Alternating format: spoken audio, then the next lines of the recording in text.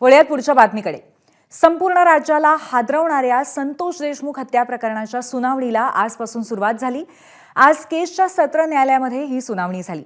पुढची सुनावणी 26 मार्चला होणार आहे।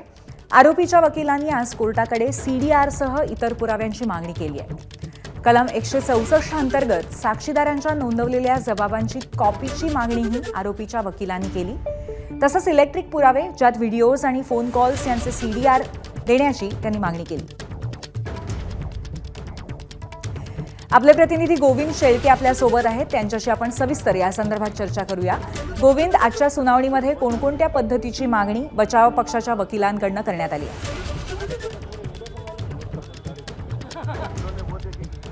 पूर्वी या सगळ्या मागणीमध्ये सगळ्यात महत्त्वाची मागणी कोणती होती तर या दोषारोपपत्रामध्ये ज्या काही फोन कॉलचा उल्लेख आहे, म्हणजे जी काही खंडणी मागितली त्यापूर्वीचे फोन कॉल, त्यानंतरचे फोन कॉल्स, संतोष देशमुख यांची हत्या ज्यावेळी झाली आणि अपहरण झालं त्या काळातले फोन कॉल्स याचा उल्लेख झाला आहे। मात्र हे सीडीआर देण्यात आलेले नाही आहेत आणि हीच मागणी आरोपीच्या वकिलाकडून करण्यात आलेली आहे। यासोबत इलेक्ट्रिक डिव्हाइसचे जे काही पुरावे होते, म्हणजे एव्हिडन्स होता ज्याचा उल्लेख खरं तर दोषारोपपत्रामध्ये आहे, मात्र तो प्रत्यक्षपणे आरोपीच्या वकिलाला देण्यात आला नाही आहे हा आक्षेप त्यांनी खरं तर नोंदवला आणि त्यानंतर सरकारी वकिलांना सांगितलं की याची जी काही पूर्तता आहे ती आम्ही 26 तारखेपर्यंत करू।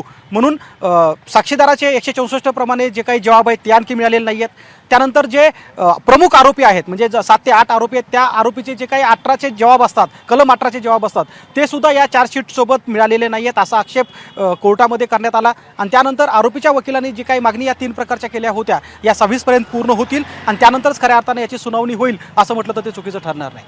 पूर्वी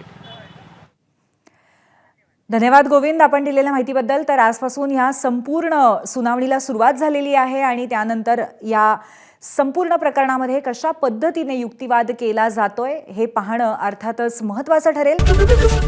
एबीपी माझा, उघडा डोळे बघा नीट।